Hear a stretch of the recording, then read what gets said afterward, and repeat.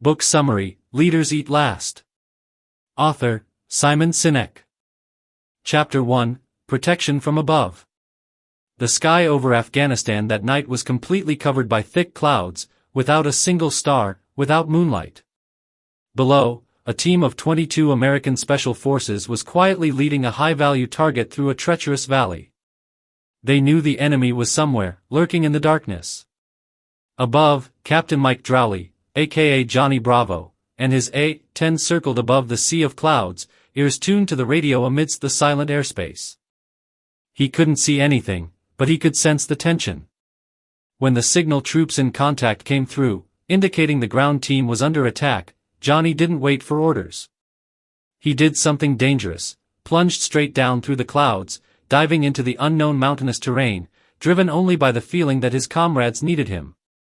Johnny counted the seconds to avoid collision, locked onto the target with his Gatling gun, and fired, not once, but multiple times, until he ran out of ammunition.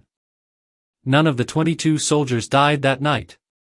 They survived thanks to the courage of a man who didn't fight for medals, but because of the belief that if he were the one in the valley, his comrades would do the same.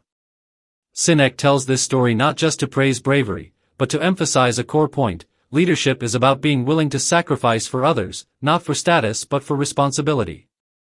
And what creates such actions is not commands or rewards, but the environment that the leader creates, where everyone feels safe, protected, and trusts each other. That is the circle of safety, the foundation of a sustainable organization. Chapter 2, Employees are People Too. When Bob Chapman, CEO of Barry Wemmeler, arrived at the Hazen-Sandiacre factory in South Carolina, he didn't just see machines and production lines, he saw people. In one conversation, Ron Campbell, a veteran employee, shared that he felt like a child being controlled. Every minute of work had to be clocked, every component had to be requested before use. With the belief that employees are not tools, Chapman implemented a series of seemingly simple changes. He removed the time clocks, opened the parts warehouse so anyone could freely take what they needed, and allowed the use of company phones without permission. Something surprising happened. Instead of abusing the freedom, employees respected it, worked more cohesively, and even voluntarily gave up their vacation days for colleagues in need. Sinek recounts these changes not just to praise Chapman, but to illustrate a greater truth: when we are treated like human beings, we act like human beings, with compassion, responsibility, and dedication. The company's revenue increased from $55 million to $95 million US, not through cost-cutting or productivity optimization, but through something simple: trust. Chapman doesn't see himself as a boss, but as a father. He once asked, if your child called you for help, would you want someone to hinder you? That is the core of true leadership, not control, but care. In such an environment, loyalty doesn't need to be forced, it arises naturally, and the entire organization thrives like a real family. Chapter 3, Belonging. At Paris Island, the training ground for the United States Marine Corps, no one teaches the recruits how to shoot better or be stronger, they are taught how to become part of us.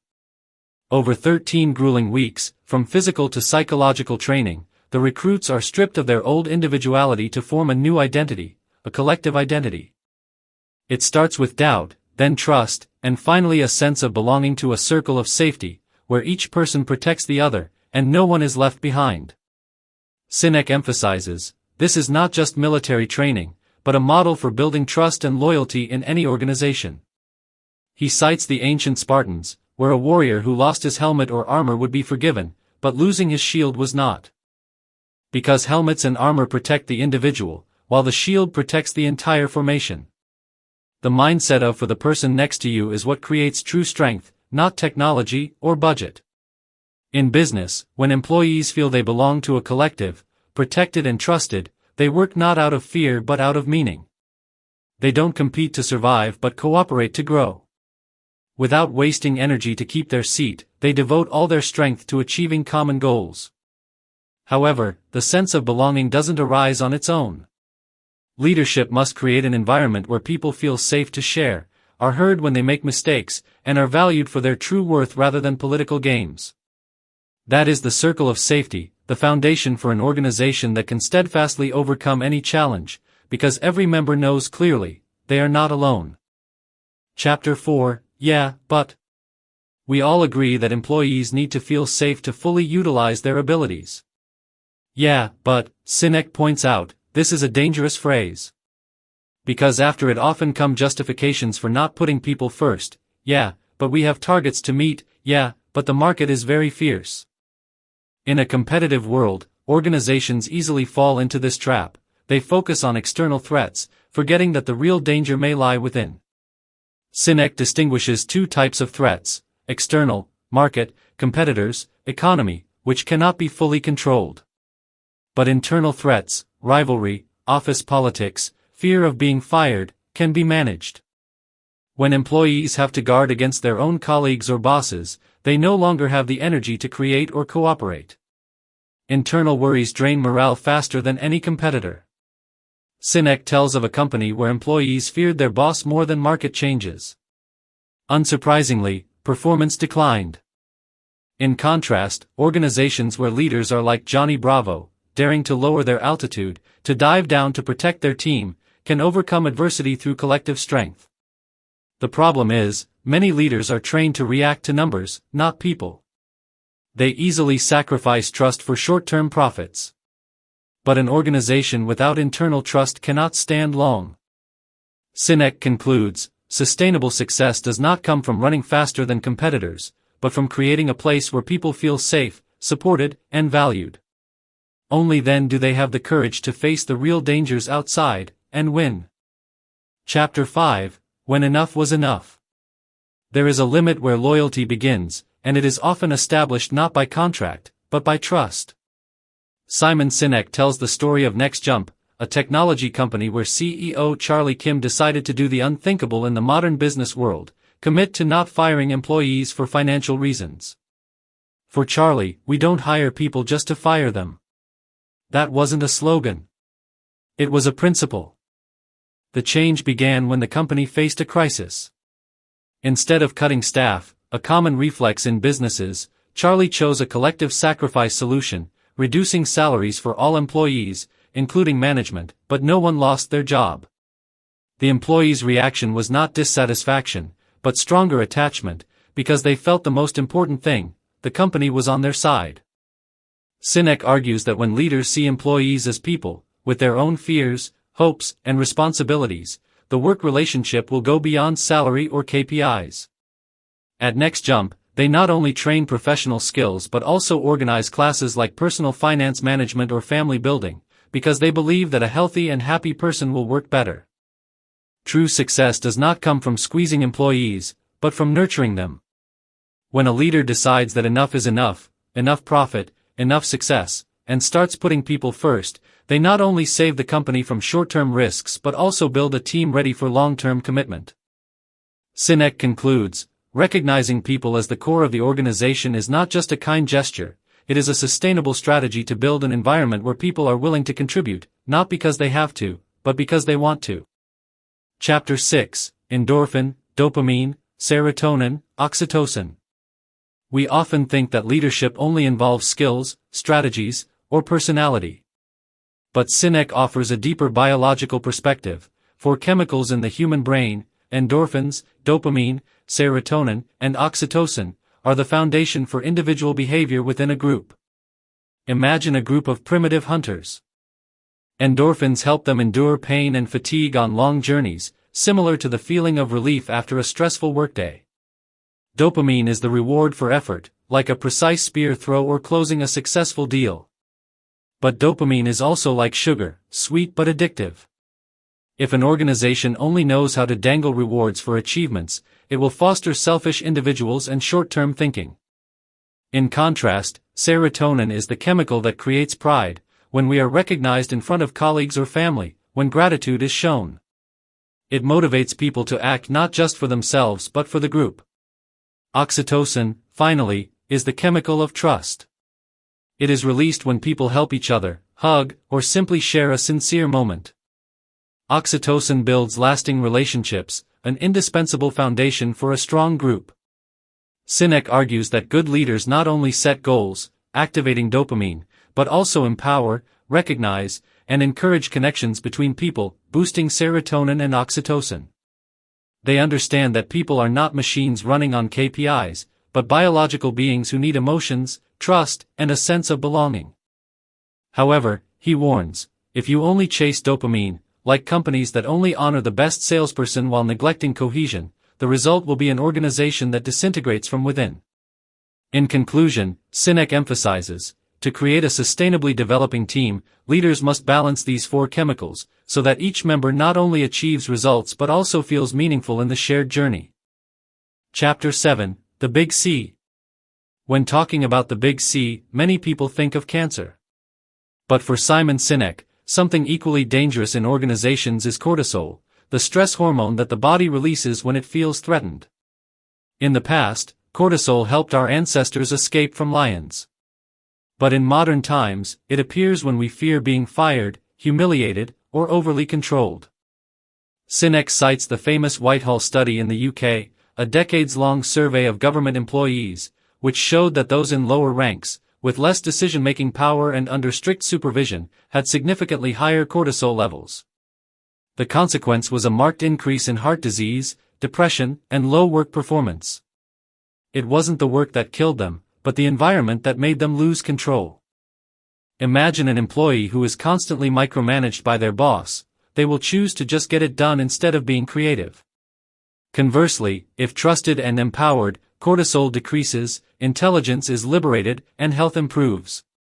At Barry Wemmeler, CEO Bob Chapman doesn't impose but delegates decision-making to employees, from small things like break times to how to organize work. The result? Employees are confident, proactive, and more committed in the long term. Sinek tells of a company where small mistakes could lead to heavy penalties. No one dared to try anything new. The culture of fear created stagnation. And cortisol became the invisible destroyer. Therefore, he emphasizes, the role of a leader is not just to set goals, but to actively reduce stress, through transparency, fairness, and creating psychological safety. Only then can people fully develop their abilities and build a healthy organization. Chapter 8, Why We Have Leaders. In the natural world, the alpha wolf is not the strongest, but the one ready to stand between the pack and danger. Humans are no different. Simon Sinek explains, we need leaders not to give orders, but to protect and serve. That is the primal and foundational role. He recounts a training session of the United States Marine Corps, where officers eat last. When rations are just enough, they give their portions to the soldiers, not because of rules, but because of culture and a sense of responsibility. This action sends a powerful message, I am here for you. This builds loyalty, something that cannot be bought with salary or bonuses. In the business world, true leaders act similarly. Sinek tells of a CEO who refused to lay off employees during a crisis, instead reducing his own salary to keep the team intact. Not only did he save the company, but he also gained stronger commitment from employees, who understood they were prioritized. From this, Sinek emphasizes, leaders are those who create conditions for others to grow, not those who take all the glory. Bill Gates is a prime example. With the vision of a computer on every desk, he didn't just build a large company, but ignited an ideal for thousands of people.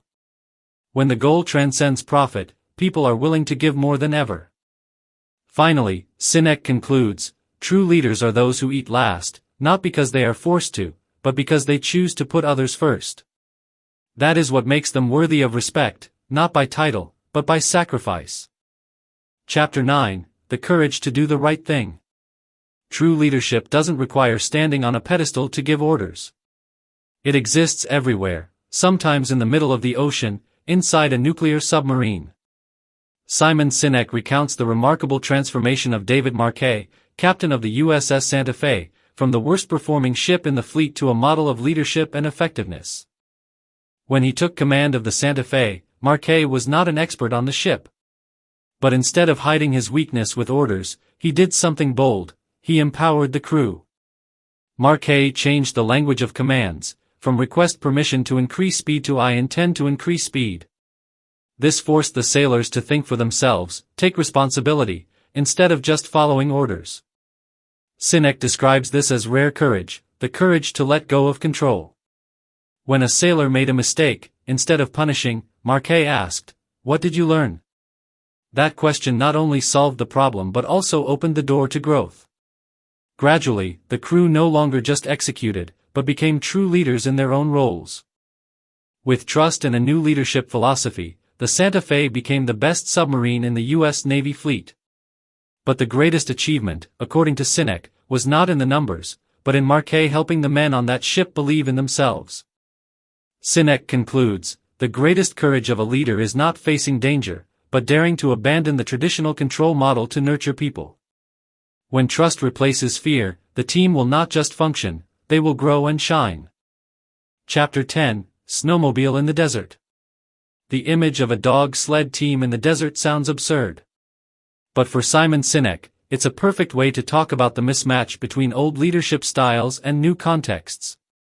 When the environment changes rapidly, the top-down command model, like using a snowmobile in the sand, becomes useless.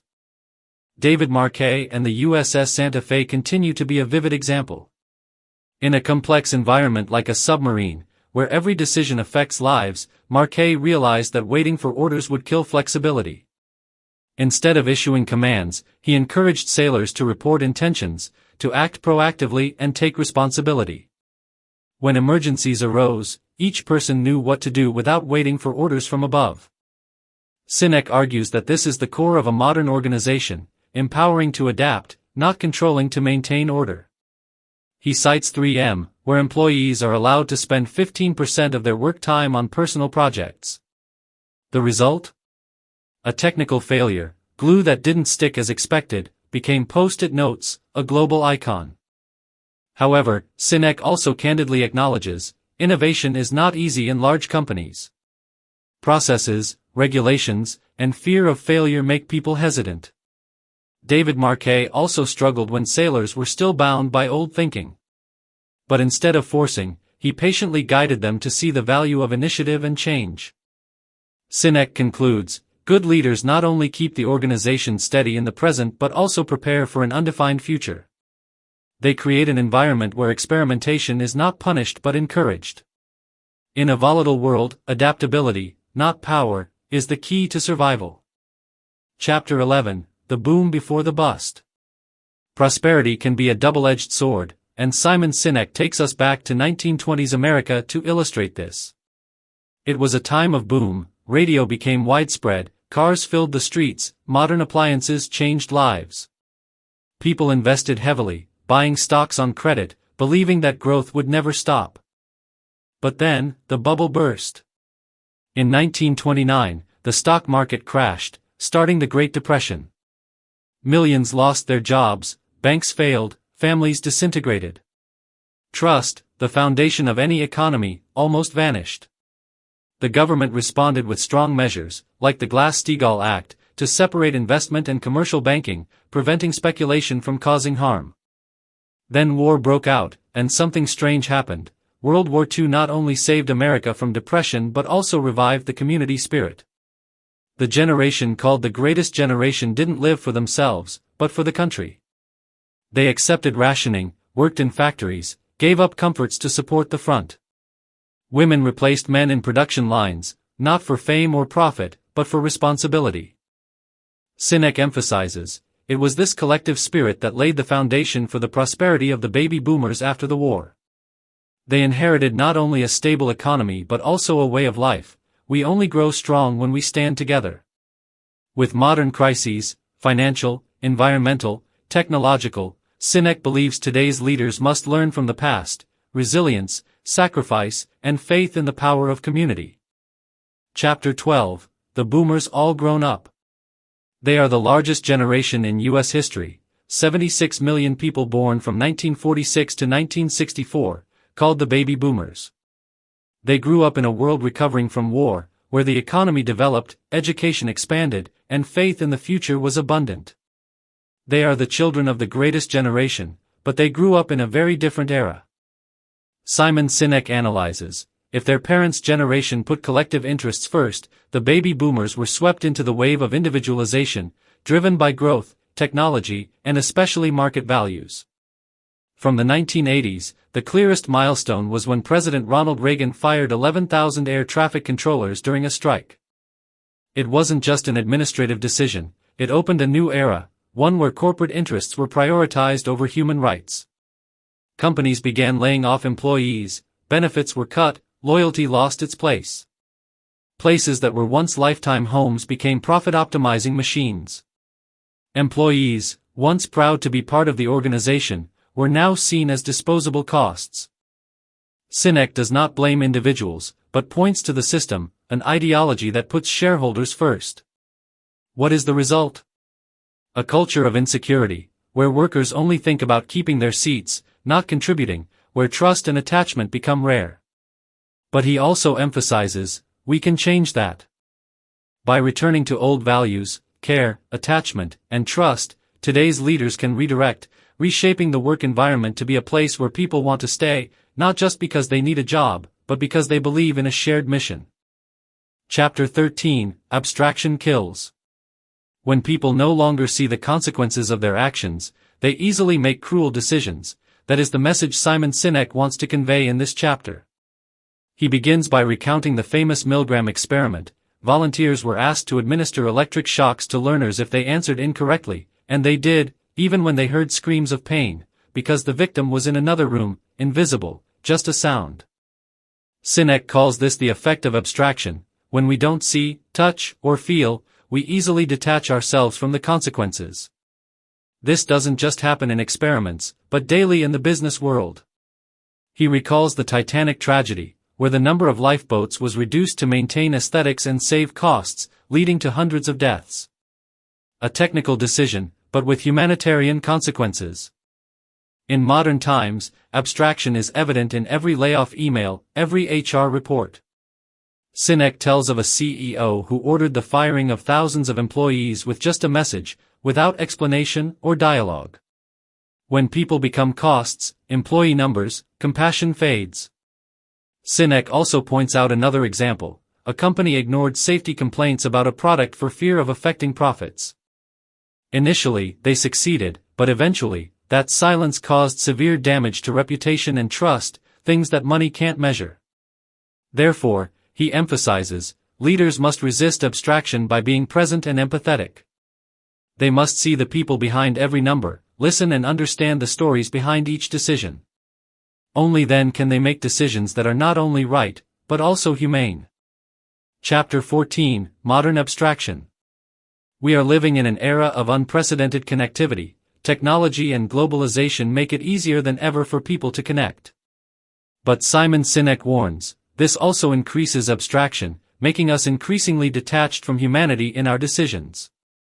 He tells of the Peanut Corporation of America, where management intentionally shipped salmonella-contaminated peanuts, a deadly act, just to maintain cash flow. Because they didn't directly see the victims, they easily ignored the moral consequences. To them, it was just a production decision, not a matter of conscience. In large corporations, this happens every day. Employees are just FTEs, full-time equivalents, customers are data points, and customer service is replaced by chatbots. Sinek argues, when people are replaced by numbers, empathy disappears. However, he also shares bright spots. A CEO once took the time to visit the factory, talk to workers instead of just relying on reports. On that field trip, he discovered a critical production error, something no spreadsheet could show. That simple act, being present and observing, helped the company avoid a major crisis. Sinek emphasizes that, in the modern world, where everything can be digitized and hidden behind screens, true leadership is daring to step out, touch reality, and listen to real people. Only in this way can they preserve human values in business, something that cannot be replaced by data or automation. He concludes, resisting abstraction is not resisting technology, but protecting the core that makes organizations sustainable, empathy and human connection. Chapter 15, Managing the Abstraction. We cannot completely eliminate abstraction in modern organizations, but Simon Sinek believes we can manage it, by actively connecting with real people. And the simplest way is to meet face to face. He recounts a study at the Wharton School by Adam Grant, a group of fundraising employees were allowed to meet face-to-face with students who had received scholarships from the fund. The result was surprising: fundraising performance doubled. Nothing changed about the goals or the work, they just saw the real people benefiting from their efforts. Similarly, in a hospital, radiologists became more careful and accurate when they saw the patient's photo attached to the X-ray. Just one photo was enough to evoke empathy, something that black and white films couldn't do. Sinek emphasizes, direct communication helps leaders understand real needs and build trust. He takes Zappos as an example. This e-commerce company not only allows employees to spend more time on customer calls but also encourages them to talk a lot. The goal is not just to solve problems, but to connect people with people. He also tells of a manager who frequently left the office to go to the field. Thanks to that, he discovered a faulty machine that no report mentioned, a small detail, but it could have a big impact on operations and employee morale. Sinek concludes, in the age of data and digitization, good leaders do not forget to step out to see, touch, and listen. Because when they see people, instead of just numbers, they will make decisions with responsibility and humanity, things that no algorithm can replace. Chapter 16, Imbalance. A man works diligently from early morning to late at night, every day sacrificing dinner with his family to meet targets. Initially, it's commitment, then pressure, then exhaustion. Simon Sinek opens this chapter with that familiar image, the imbalance between work and life, not because individuals are weak, but because a system has inadvertently created it. When leaders overly focus on profits, and people are seen as replaceable resources, imbalance becomes an inevitable consequence. Employees are under constant pressure, lose personal time, and trade health to survive, which gradually collapses both individuals and organizations. Sinek tells of Next Jump, a company at the forefront of creating a humane environment. They allow employees flexible leave to care for family, without complicated reasons. The culture here encourages people to work hard but live kindly, a balanced philosophy that is nurtured, not imposed. He also cites an example of a company that implemented a 4-day workweek, not to work less, but to live more fully. The result? Productivity increased, employees took fewer sick days, and the work environment was more positive. Sinek emphasizes that balance does not come from policies, but from leadership thinking. A leader can simply start by not sending emails after hours, or respecting employees' vacations, small actions but with a big message: I care about you as a person, not just as a worker. He concludes, if you want to build a strong and sustainable organization, leaders cannot ignore balance. When employees can live fully both at work and in life, they not only do well, they commit and grow with the organization. Chapter 17, Leadership Lesson 1, So goes the culture, so goes the company. During its golden age, Goldman Sachs was known not only for its massive financial deals but also for its philosophy of long-term greed, meaning prioritizing customer relationships and sustainable development. But when Lloyd Blankfein became CEO, that philosophy was gradually replaced by short-term profit thinking. Risky trading was pushed, trust eroded, and the company fell into a spiral of lawsuits and criticism. Sinek recounts a public letter from a longtime employee, accusing Goldman's new culture of making him unable to be proud of his workplace. A small voice, but it resonated loudly, because it reflected a core truth: when culture weakens, the company weakens too. In contrast, he offers the example of Patagonia, an outdoor fashion brand committed to environmental protection. Their culture is not just a slogan, but lived every day, from sustainable products to employee care policies. The result? They attract people with similar values, from customers to employees, and create a loyal community, not just a sales chain. Sinek also tells of a small company that overcame a crisis thanks to the genuine care and presence of its leaders. No big budget or grand strategy, just a culture based on trust and people. He emphasizes that culture is not something nice to have, but the lifeblood of the organization. A true leader does not measure success only by numbers, but by how the team feels every day when they come to work. Culture is not built with PowerPoint, but with behavior, values, and consistent choices over time. Chapter 18, Leadership Lesson 2, So goes the leader, so goes the culture. Culture is not a byproduct, it is a reflection of the leader. Simon Sinek tells the story of Stanley O'Neill, the CEO who led Merrill Lynch. Under his tenure, the company was no longer the Merrill family as before, but became an internal arena, where employees competed, clung to their positions, and lived in fear. O'Neill laid off thousands to protect profits, prioritized individual bonuses for top executives, and severed the bonds that once made Merrill Lynch famous. What was the consequence? When the 2008 financial crisis hit, Merrill collapsed and had to sell itself to Bank of America. Short-term vision and selfishness at the highest level spread throughout the system, killing trust and cooperation. In contrast, Sinek recalls the familiar image of Bob Chapman at Barry Wehmiller, who reduced his own salary to keep employees during tough times. That action, simple but powerful, inspired and built loyalty beyond the crisis. He also tells of another leader, not famous, not flashy, but always taking time to listen to the team. His presence and empathy maintained a positive spirit, even when the organization faced challenges. Sinek emphasizes, people mimic the leader. If the leader lives selfishly, employees will do the same. If they live kindly and responsibly, the entire organization will resonate in that direction. His conclusion is clear, the leader is the architect of culture. They do not just run the organization, but shape its soul every day, through actions, decisions, and even silence. Chapter 19, Leadership Lesson 3, Integrity Matters. Integrity is not just speaking the truth, it's daring to do the right thing even when no one is watching. Simon Sinek opens this chapter with two contrasting images, reflecting the vital importance of ethics in leadership. The first is Ralph Lauren.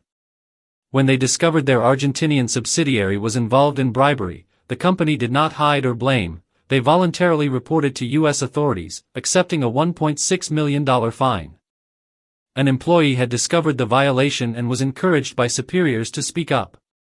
Sinek emphasizes, this is a transparent system, where people are supported to do the right thing, even if it costs them in the short term. The result is that Ralph Lauren maintained its brand reputation and sent a strong message about its true values. In contrast, Bank of America persisted with its plan to charge credit card fees, despite strong customer opposition.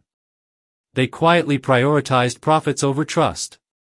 And the consequence was not just financial loss, they lost something harder to regain, public trust. Sinek adds an example from Toyota, when the company had to recall a series of cars due to technical errors. Instead of denying, they proactively admitted the mistake, apologized, and fixed it. That helped them restore trust and continue to grow. Similarly, a small company CEO once publicly apologized to customers for a product error, and surprisingly, he received even greater support from those customers. Sinek's message is clear. Integrity is the invisible pillar that sustains the organization. It's not something to boast about, but a principle to act upon, especially in difficult times, when the lights are no longer shining. He concludes, leaders with integrity create a culture of trust, where people are not afraid, but ready to speak the truth, act truthfully, and commit truthfully. And from there, the organization is not only sustainable, but also becomes a place where everyone is proud to belong. Chapter 20, Leadership Lesson 4, Friends Matter. When the Taj Mahal Palace Hotel in Mumbai was attacked by terrorists in 2008, what shocked the world was not just the brutality, but the extraordinary courage of the hotel staff. Many could have escaped, but they returned, to save the guests. They didn't act because of training or orders from above. They did it for a simple reason, they considered the hotel their home, and the guests their family. Simon Sinek uses this story to emphasize the power of personal relationships in organizations. When people feel truly connected, they are willing to sacrifice and support each other, even in danger. In contrast, he points out the growing division in the U.S. Congress, where senators no longer live near each other as before, no longer have shared dinners or casual conversations. They gradually became opponents rather than teammates. And public approval ratings plummeted accordingly. In the business environment, Sinek tells of a company that organizes monthly team events, not to increase productivity, but to build friendships. And those friendships help employees bond more, support each other more when work becomes tough. No one blames. They find solutions together. personal relationships are not extracurricular, they are the foundation for a strong team. Good leaders create spaces for friendships to blossom, common break rooms, extracurricular events, lunches without work talk. Sinek concludes, organizations are not strong because of systems or strategies, but because of the connections between people. When colleagues are friends, the team will not just work together, they will live and grow together. Chapter 21, Leadership Lesson 5, Lead the people, not the numbers. When standing at the crossroads of choice, people or profits, not every leader has the courage to choose correctly. Simon Sinek presents two contrasting examples, Costco and General Electric, GE. Under James Sinegal's leadership, Costco became a model of a company that cares for people. Sinegal believed, happy employees create happy customers. Even during economic downturns, he kept salaries high, did not lay off en masse, and prioritized serving customers over pleasing Wall Street. The result? Costco not only survived, but grew sustainably, earning loyalty from both employees and customers. Sinek tells of a Costco employee who was seriously ill, but the company still fully supported him.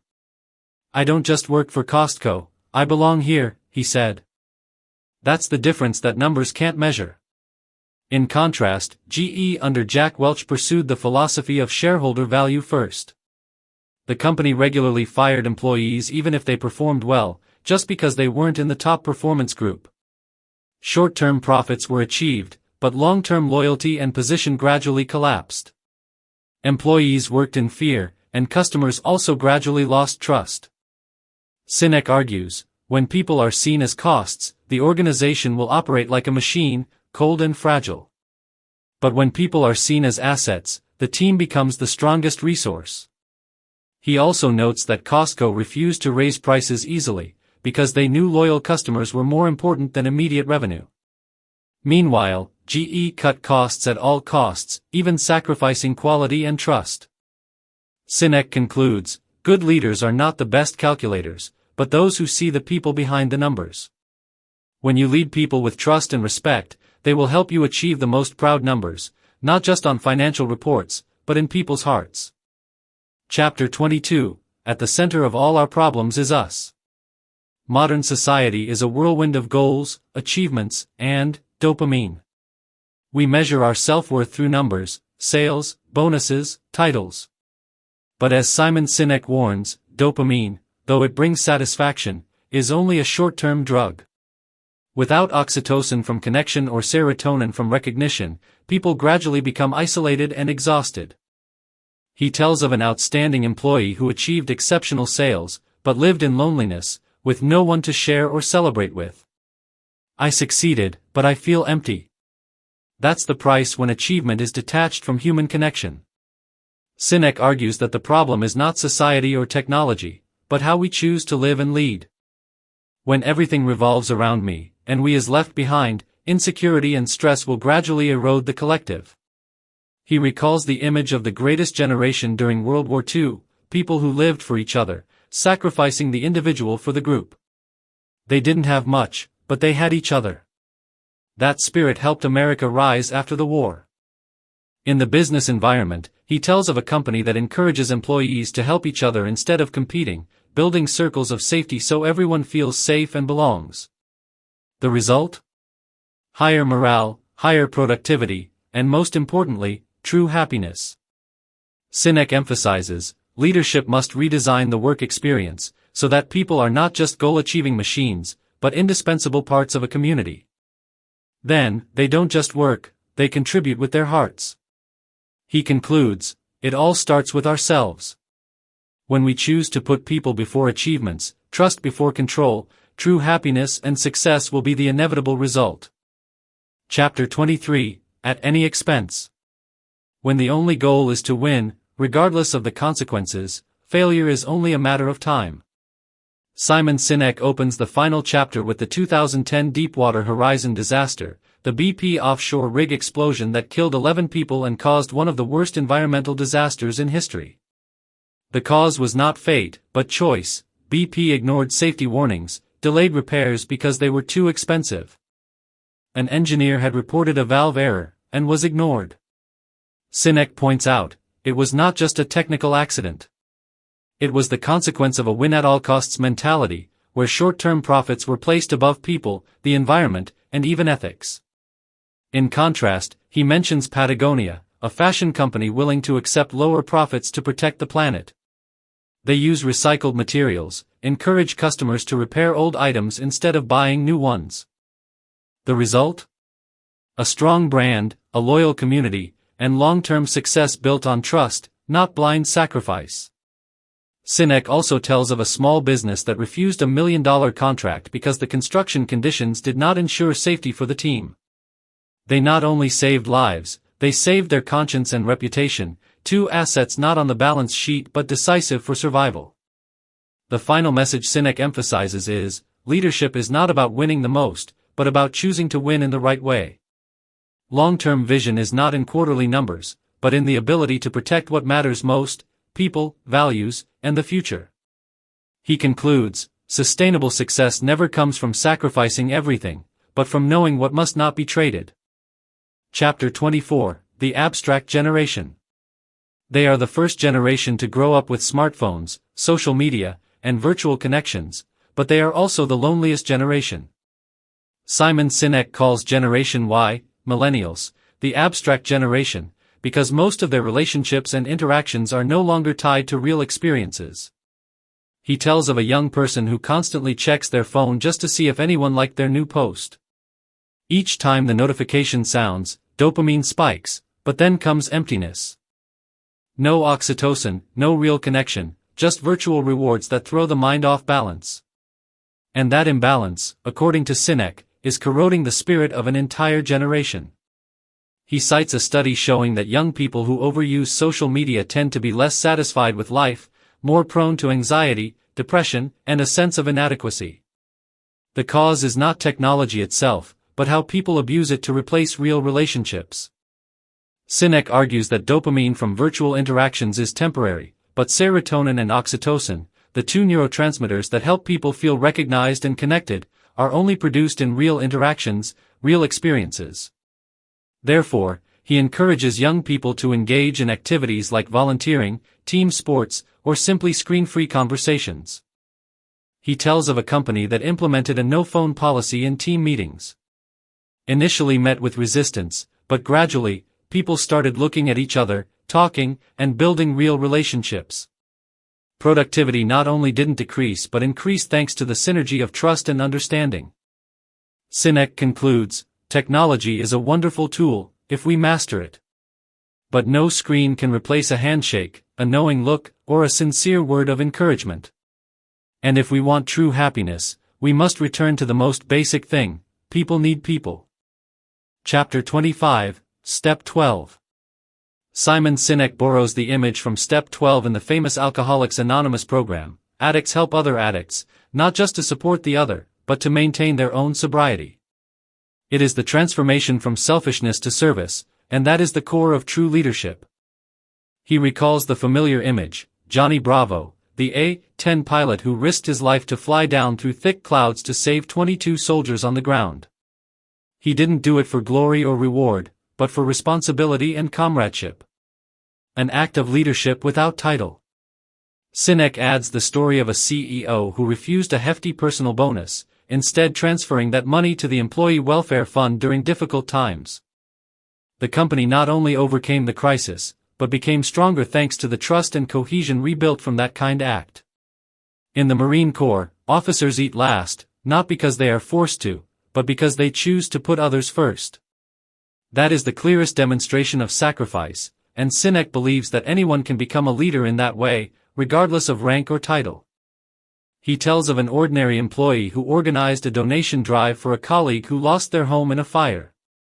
No one told him to do it. But that action shaped the company culture, where people care, protect, and support each other. Sinek concludes, leadership does not lie in nameplates or positions on the organizational chart. Leadership is action. It is the choice to put others above oneself. And when we act like that, whether helping a colleague, yielding time, or daring to stand up for what is right, we not only change the organization, but also contribute to making this society more humane. Chapter 26, shared struggle. Every great organization starts from a vision beyond numbers, and Bill Gates did that with a simple statement: a computer on every desk, in every home. It wasn't just a market strategy. It was a call to action. With this vision, Gates didn't sell software, he inspired to change the world. Simon Sinek recounts that when Gates shared that vision in an internal meeting, the atmosphere was electrified. Microsoft employees were no longer just engineers or salespeople, they became people with a mission. The feeling of being part of something bigger unleashed creativity and strengthened teamwork. Sinek affirms, a shared purpose is the invisible glue that helps teams overcome crises. He cites the example during World War II, when American citizens, from farms to factories, worked together to support the front lines. No one did it for rewards. They did it for victory, and for each other. In a small business, he tells of a leader who defined the mission not by metrics, but by the question, does what we do today improve customers' lives? That question became the compass that helped the whole team through tough times, not for personal gain, but for shared belief. Sinek argues that, vision only has power when it is clearly shared, consistently reiterated, and alive in every daily action. Leadership is not just thinking big, but helping others see themselves in that vision. He concludes, a strong team doesn't need the highest salaries, doesn't need a luxurious work environment, they need a reason to fight together. And that reason, the shared struggle for something meaningful, can only be ignited by leaders who put people above success. Chapter 27, We Need More Leaders. Not everyone with a title is a leader, and not everyone without a title cannot lead. Simon Sinek opens this final chapter with a familiar image in the Marine Corps: officers eat last. During a grueling training session, a sergeant quietly gave his ration to a younger soldier. No one ordered it. It was the self-imposed responsibility of a leader, to protect those they lead first. For Sinek, the world does not lack managers, but lacks those willing to put others before themselves. He tells of a low-level employee who proactively helped a new colleague, simply by guiding, talking, and making them comfortable. That action did not come from power, but from care. And it created a circle of safety from the bottom up, without waiting for anyone to lead from above. He also cites a company that fell into crisis when the leader was absent, but the collective of employees proactively supported each other, maintained operations, and overcame the difficult period. No one was appointed interim leader, but they led through action. Sinek emphasizes, true leadership is daring to sacrifice, like Johnny Bravo in the skies of Afghanistan or Bob Chapman, the CEO who chose to reduce his own salary to keep employees. Those people did not do it for glory, they did it for others. He concludes that, leadership does not come from position, it comes from choice. The choice to be brave, to be honest, to care. And when each person, in any role, dares to stand up and act for others, we will have a more cohesive society, a stronger organization, and a more humane world.